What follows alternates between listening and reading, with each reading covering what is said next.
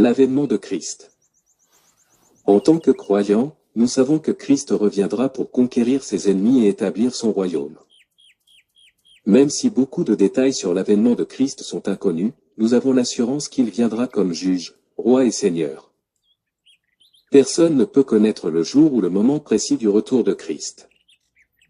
Cependant, Paul dit, « Faites ceci d'autant plus que vous savez en quel temps nous vivons. » C'est désormais l'heure de sortir de votre sommeil, car le salut est plus près de nous que lorsque nous avons commencé à croire, Romains 13.11. Et nous devons attendre son avènement et prendre garde de ne pas négliger son appel. Le but des enfants de Dieu ne consiste pas seulement à glorifier son nom, mais aussi à partager la bonne nouvelle de l'Évangile avec ceux qui les entourent. Paul dit, « Car en ce qui concerne le Christ, Dieu vous a accordé la grâce, non seulement de croire en lui, mais encore de souffrir pour lui. » Philippiens 1.29.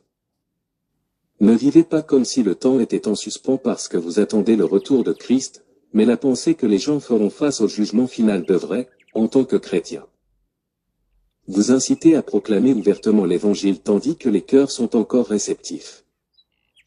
Un jour, chaque croyant se tiendra devant Dieu pour répondre de sa vie. Faites-vous de tout votre cœur ce que Dieu vous a demandé de faire?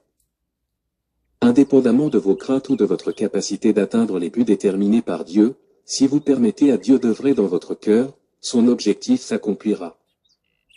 Et vous expérimenterez sa joie et sa paix. Votre vie est-elle un reflet d'amour inconditionnel de Dieu? Le défi que vous avez à relever consiste à vivre comme si vous attendiez le retour de Christ à tout moment, et à faire une différence dans la destination éternelle de quelqu'un d'autre.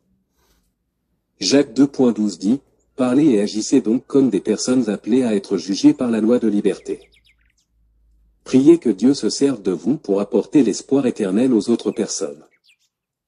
Le jour viendra très rapidement que nous le pensons où nous verrons Christ et serons comme lui.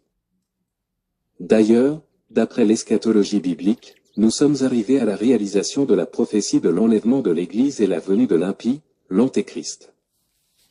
C'est magnifique. Nous vivons maintenant des moments où nous contemplons la réalisation de la fin des temps sous nos yeux. Et notamment quand nous voyons aussi de multitudes et de myriades de gens se convertissent en Christ. Amen.